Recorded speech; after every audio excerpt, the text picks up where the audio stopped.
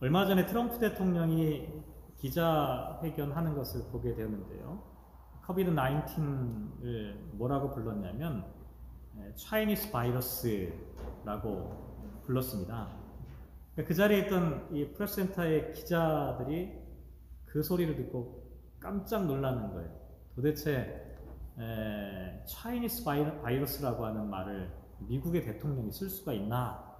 그래서 이제 물어봤죠. 그러니까 트럼프가 거기에 대해서 이렇게 대답을 하는 거예요. Cause it comes from China. It's not racist at all. No, not at all. It comes from China. That's why I want to be accurate. 그러니까 이 바이러스가 자기는 이게 인종차별적인 말로 하는 게 아니라 이게 중국에서부터 온 게 확실하지 않냐? 나는 정확하게 얘기하려고 했다. 이렇게 얘기를 하는 거예요. 그러면서 계속해서 트럼프가 어떤 이야기를 했냐면 I have great love for all of the people from our country. But as you know, China tried to say at one point that it was caused by American soldiers. That can't happen. It's not gonna happen. Not as long as I'm president. It comes from China. 이게 어떤 얘기냐면 며칠 전에 중국의 시진핑 주석이 코비드 19의 근원을 파악하라라고 하는 그런 지시를 한 적이 있어요. 그러면서 이제 이 바이러스가 중국에서 시작된 게 아니라 미국의 군인들에 의해서 시작된 것이다 라고 하는 그런 이제 의문을 제기한 거죠. 여기에 대해서 트럼프가 발끈해가지고 차이니스 바이러스라고 아주 극단적인 대응을 하게 된 겁니다. 제가 이 모습을 보면서 야, 참 세계 최강대국이라고 하는 미국과 중국의 대통령과 또 주석이 서로 협력해서 이 얼마나 어려운 시간이에요. 이럴 때 협력해서 병을 치료하려고 하기보다는 어떻게 해서든지 책임을 면하려고 하는 그런 모습을 보면서 참 아쉬운 생각을 하게 되었습니다. 그런데 좀 상황이 어려워지니까 이런 지도자들만의 모습이 아니더라고요. 일반 사람들도 불안하고 답답하니까 마트에서 막 사재기를 하는 거예요. 그리고 사람들이 점점 이기적이 되는 것 같아요. 그리고 그전에는 그렇게 젠틀하고 책임감이 넘치던 사람들이 무책임한 형태로 바뀌어가는 그런 모습을 보니까 참 마음속에 두려움이 생기더라고요. 도대체 어쩌다가 이렇게 되는 것일까 라고 하는 궁금증을 갖게 됩니다. 그런데 공교롭게도 오늘 우리에게 주신 하나님의 말씀 요한복음 9장 말씀을 보면 비슷한 이야기가 등장해요. 요한복음 9장 1절에 보면 예수께서 길을 가실 때 날 때부터 맹인된 사람을 보신지라 이렇게 말씀합니다. 날 때부터 맹인이 되었다라고 하는 것은 이게 참 이런 표현을 사용할 때마다 조심스러워요. 장애인들에 대한 성경적인 표현이 아직은 조금 부적합한 게 상당히 많기 때문에 참 이런 표현을 가급적 피했으면 좋겠는데 성경에 나와 있는 표현이기 때문에 어쩔 수 없이 양해를 구하면서 제가 사용하는데요. 사고나 질병으로 중간에 시력을 잃은 사람이 아니라 처음에 태어나는 순간부터 앞을 볼 수 없었던 사람입니다. 그러니까 이 사람은 태어나서 한 번도 빛을 못 본 거예요. 그러니 경제적인 일을 할 수가 없는 거죠. 아주 무능력한 상태에 빠질 수밖에 없는 상황이었습니다. 그래서 8절에 보면 거린으로 살아가는 사람이라고 표현하고 있습니다. 그런데 이 사람을 바라보면서 제자들이 뭐라고 얘기를 하냐면 2절에 보면 제자들이 물어 이르되 랍비여 이 사람이 맹인으로 난 것이 누구의 죄로 인함이니까 자기니까 그의 부모니까 예수님께 이렇게 질문합니다. 너무 잔인한 질문이에요. 맹인으로 태어난 사람이 그렇게 태어나고 싶어서 태어났겠어요? 그리고 더군다나 그의 부모가 자식을 낳았는데 앞을 볼 수 없는 아이가 태어났을 때 그 부모가 얼마나 아픔, 그 고통을 겪었겠어요. 그런데도 불구하고 거기다 대고 이게 누구의 죄냐라고 묻고 있는 걸 보면 참 인간이 악해도 너무 악하다라는 생각을 지울 수가 없습니다. 그런데 사람들이 이와 같은 질문을 하는 그 밑바탕에는 이기적인 비교의식 아니면 혹은 우월의식이 깔려있기 때문이라고 할 수가 있는데, 맹인으로 태어난 사람은 뭔가 어딘가에 숨어있는 죄 때문이다 라고 이렇게 생각하면 자기들은 앞을 볼 수 있으니까 자기들은 죄인이 아니라고 생각하는 거예요. 그 맹인이 죄인으로 정죄를 받으면 자신들은 무죄가 입증된다라고 생각하는 거예요. 이 코비드-19 이 바이러스가 지금까지 연구 결과로는 박쥐에서 시작된 것으로 보통 생각해요. 근데 중간 숙주가 뭐 뱀이냐 아니면 밍크냐 천산갑이냐 뭐 여러 가지 의견이 있지만 아직은 정확하게는 잘 알려져 있지 않죠. 또 중국 우한에 있는 화난 수산물 시장이라고 하는 곳에서 처음 발병이 되었다고 하지만 또 여기에 대해서도 막 의견이 분분해요. 과학자들은 여러 가지 그 원인을 막 추적하려고 애를 쓰고 있는데요. 과학자들은 뭐 이 병을 치료하기 위해서 이렇게 연구하고 막 추적하지만 일반 사람들은 또 이런 얘기를 하는 경우가 있어요. 전염병의 원인을 찾아가면서 전염병에 걸린 사람들을 향해 뭐라고 얘기하냐면 이게 동양 사람들의 독특한 식습관 때문에 생겨난 것이다.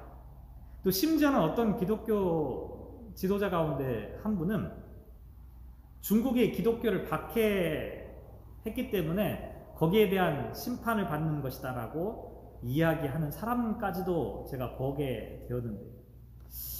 참 이게 심각한 일입니다. 병에 걸린 사람과 병에 걸리지 않은 사람을 이렇게 구분하고 싶은 유혹이 우리 가운데 있어요. 왜 이런 유혹이 있냐면 전염병에 대한 이 너무나 심각한 전염병이잖아요. 그러니까 이 심각한 전염병에 대한 책임을 누군가에게 지우고 싶은 거예요. 그러면 자기는 책임을 면할 수 있다라고 생각하는 겁니다. 이게 역사적으로 네로 황제가 기독교인들에게 화재의 책임을 지우려고 했던 것과 비슷해요.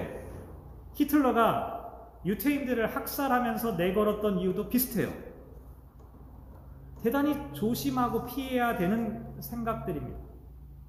전염병은 국경이나 인종이나 성별과 관계없이 공기를 통해 혹은 감염자와의 접촉을 통해서 전염되는 것이지 그 사람의 죄 때문에 발병하고 그 사람이 죄가 없으면 발병하지 않고 이런 것은 아니라는 것이죠. 오늘 본문에서도 예수님은 3절에 이렇게 말씀하세요. 예수께서 대답하시되 이 사람이나 그 부모의 죄로 인한 것이 아니라 그에게서 하나님이 하시는 일을 나타내고자 하십니다. 하나님이 하시는 일을 나타낸다. 하나님이 하시는 일은 다른 말로 번역하면 하나님의 영광이라고 하는 뜻을 갖고 있어요. 맹인으로 태어난 것이 죄의 결과가 아니라 사람들은 잘 모르지만 오히려 하나님의 영광을 드러내기 위한 것이다 라고 말하는 것이죠. 맹인으로 태어난 것이 비록 지금까지는 고통스러운 시간이었지만 오히려 그것을 통해서 하나님께 영광을 드러낼 수 있는, 영광을 돌려드릴 수 있는 그와 같은 기회라고 말씀하시는 겁니다. 지금 우리가 겪고 있는 이 전염병의 시련도 마찬가지입니다. 이 전염병이 인류가 그동안 자연 생태계를 파괴한 결과임을 인식하게 된다면, 예를 들면 박쥐들의 서식지를 파괴하고 동물들을 학대한 결과로 발생했다는 것을 깨닫고 우리가 회개하게 된다면 오히려 새로운 기회가 될 수가 있습니다. 또 이 전염병이 인간이 안식을 누리지 못하고 욕망을 극대화시키기 위해서 끊임없이 생산과 소비를 향해 쉼없이 달려왔던 결과임을 깨닫게 된다면 지금 우리가 다 멈춰 있잖아요. 이렇게 잠시 멈추어서 하나님의 뜻을 헤아릴 수 있는 지혜를 얻는 그런 시간으로 생각해 볼 수가 있다는 것이죠. 그래야 전염병으로 돌아가신 그분들의 죽음이 헛되지 않고 그 의미를 우리가 찾아낼 수가 있다는 거예요. 전염병의 시대이지만 오히려 하나님께서 하시는 일을 우리가 바라볼 수가 있다는 것이죠. 어쨌든 오늘 본문 말씀 살펴보면 두 종류의 사람이 등장해요. 첫 번째 사람은 8절에 보면 이웃 사람들 이렇게 나와 있고요. 또 13절, 15절 말씀에 보면 바리새인, 18절 말씀에 보면 유대인, 또 16절 말씀에 보면 바리새인 중에 어떤 사람은 말하되 이 사람이 안식일을 지키지 아니하니 하나님께로부터 온 자가 아니라, 이렇게 말합니다. 지금 여러 종류의 사람들이 많이 있는데 그 중에 한 바리새인이 안식일을 잘 지키는 사람인 거예요. 그러니까 안식일 문제를 걸고 좀 이야기하는 거죠. 또 22절에 보면 유대인들이 누구든지 예수를 그리스도로 시인하는 자는 출교하기로 결의하였다라고 하는 표현이 나와 있어요. 지금 이 맹인을 바라보고 있는 사람들 중에는 출교시킬 만한 권한도 갖고 있는 사람도 있었다는 겁니다. 또 28절에 보면 우리는 모세의 제자라고 스스로 자부하는 율법에 대하여 정통한 사람들, 다시 말씀드리면 지금 이 주변에 누가 있었어요? 수많은 사람들이 있었는데 나름대로 경건하고 안식일을 잘 준수하고 율법을 잘 알고 또 권력도 있고 힘도 있는 사람들이 지금 있었다는 거예요. 그 사람들이 지금 맹인 한 사람만 바라보고 있는데, 맹인은 어떻습니까? 말 그대로 맹인으로 태어났고요, 구걸하는 사람이었고 사람들이 이 사람을 향해 손가락질하면서 죄인으로 낙인 찍었죠. 자, 그런데 이런 사람에게 놀라운 일이 생겼죠. 예수님과의 만남으로부터 시작된 일인데요. 예수님과 만나는 장면을 한번 생각해 보면 6절과 7절에 예수님과 만나는 장면이 기록되어져 있죠. 땅에 침을 뱉어 진흙을 이겨 그의 눈에 바르시고 이르시되 실로암 못에 가서 씻으라 하시니 이에 가서 씻고 밝은 눈으로 왔더라. 우리가 잘 알고 있는 예수님은 그냥 말씀만 하셔도 이 정도 병자는 치유하는 것이 전혀 문제가 없어요. 근데 오늘 본문에 나와 있는 이야기를 잘 보시면 너무 지저분한 방법으로 치유를 하고 계십니다. 한번 생각해 보세요. 그냥 침도 더러운데 침을 땅에다 뱉어가지고 흙으로 떡을 만드는 거예요. 그걸로 눈을 바르면 그거 어떻게 되겠습니까? 없던 병도 생기죠. 요즘 의사들이 손을 얼마나 자주 씻으라고 이야기를 해요. 아마 깜짝 놀랐을 거예요. 어쨌든 눈에다가 그 진흙으로 된 침 범벅된 그걸 바르고 실로함에 가서 씻으라, 이렇게 말씀하신 거죠. 도대체 이렇게 말씀하신 의미가 무엇일까? 사실 이거는 대단히 중요한 상징이 여기에 숨어져 있어요. 이 요한복음의 특징이 바로 이런 건데요. 요한복음에 보면 실로암과 베데스다라고 하는 예루살렘에 있었던 두 개의 연못이 등장해요. 이 두 개의 연못은 치유 사건과 아주 밀접하게 관계가 있는데요. 그 중에 하나인 이 실로암이라고 하는 것은 보냄을 받았다, 샬로하라고 하는 말로부터 비롯되어졌어요. 근데 이사야서 8장 6절 말씀에 보면 유대 백성들이 천천히 흐르는 실로암물을 버렸다라고 하는 표현이 등장해요. 다시 말씀드리면 예수님을 배척하게 될 것을 예언한 말씀인데, 한번 곰곰이 생각해 보세요. 예수님께서 이 맹인을 실로암으로 보냈어요. 실로암은 뭐예요? 보냄을 받은 자예요. 누가 보냄을 받았냐면 예수님이 보냄을 받으신 분이에요. 다시 말씀드리면 예수님께서 이 맹인을 실로암으로 보냈다는 것은 보냄을 받으신 분이 보냄을 받은 곳으로 보낸 거예요. 결국 예수님 자기 자신에게로 이 맹인을 보낸 것과 똑같은 의미를 갖고 있다는 것이죠. 어쨌든 실로암을 찾아간 이 맹인에게 놀라운 변화가 일어나게 되었죠. 제일 먼저 변화된 것은 눈을 뜬 거예요. 근데 그것뿐만이 아니에요. 오늘 본문에 나와 있는 이야기를 잘 보면 이 사람의 삶이 완전히 바뀌는 모습을 우리가 볼 수가 있는데요. 11절과 15절 말씀에 보면 이 맹인이 처음에 뭐라고 얘기하냐면 예수라 하는 그 사람, 아마도 이 사람도 처음에는 예수님이 누군지 정확하게 몰랐을 거예요. 그러니까 예수라고 하는 그 사람, 어떤 사람, 이런 식으로 얘기했어요. 그런데 조금 지난 다음에 17절로 넘어가 보면 예수님을 향해서 뭐라고 얘기하냐면 선지자라고 불러요. 그러다가 33절로 넘어가 보면 이 사람이 하나님께로부터 오지 아니하였으면 아무 일도 할 수 없었다라고 고백합니다. 급기야 38절로 넘어가 보면 주여 내가 믿나이다 라고 고백하게 됩니다.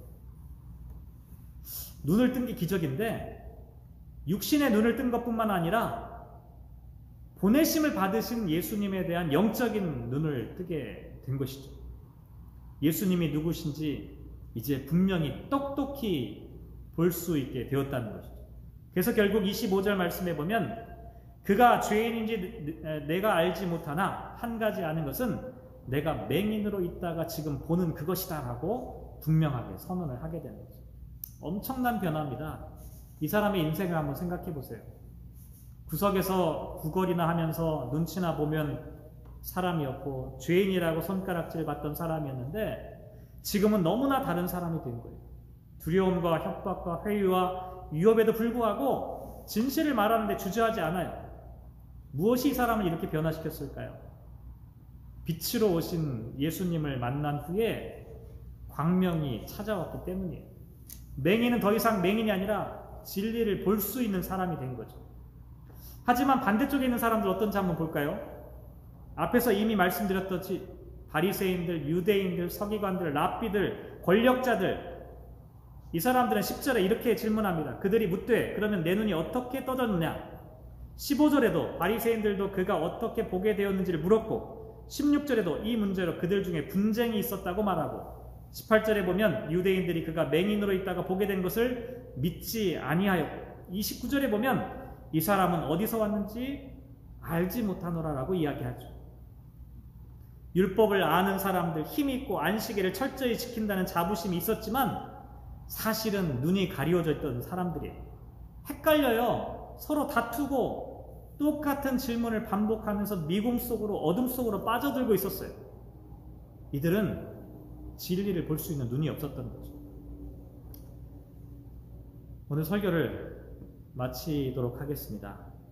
우리 교회 33주년 생일날인데 안타깝게도 함께 모여서 예배를 드리지 못합니다.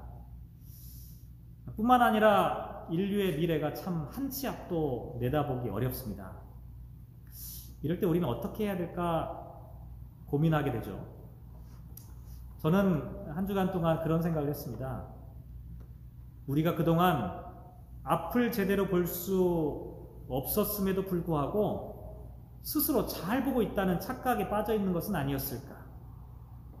내가 잘 보고 있다고 생각하니까 굳이 실로암에 갈 필요성을 얻지 못했던 거예요.